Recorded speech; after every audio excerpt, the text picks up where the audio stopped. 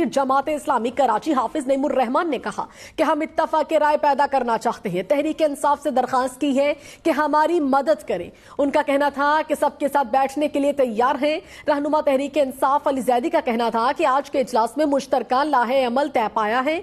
Election से पहले भी हमारा आपस में राबता था। आपस में बैठने का मकसद मुल्क की बेहतरी होना चाहिए। कराची में बल्दियाती इलेक्शन के नाम पर ड्रामा हुआ।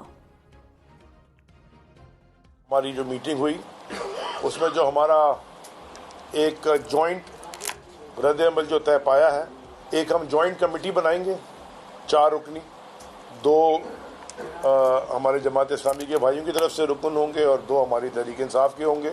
जितने फॉर्म 11 हैं वो आपस में बैठ के हम टैली करेंगे कि वो 49 को कैसे 249 कर दिया और 53 को कैसे 253 कर दिया और 400 वोट आगे कर दिए। वो जो आरओज़ के और डीआरओज़ के तकर्रुर हैं उस पर हमें न सिर्फ ये कि तहफ़्फ़ुज़ात थे बल्कि हमने इलेक्शन कमीशन को तहरीरी तौर पर ये सब चीज़ें भेजी थी।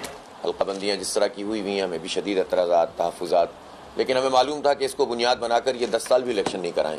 उस इलेक्शन में जो कुछ धांधली हुई है, कुछ चीज़ों का ताल्लुक इलेक्शन कमीशन से है, वहाँ पर हमने रिपोर्ट किया हुआ है।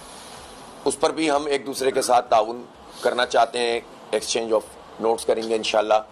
हम उस सबके मैंडेट का एहतराम करेंगे, लेकिन इसके लिए कम से कम जायज़ होना ज़रूरी है। हमने ये भी तय किया कि फॉर्म 11 इनके पास भी, इन्होंने कहा हमारे पास सब मौजूद हैं और हमारे पास भी मौजूद हैं, तो हम इसमें बजाय इसके कि अलग अलग करें तो ये तो पूरे शहर के मैंडेट का मामला है।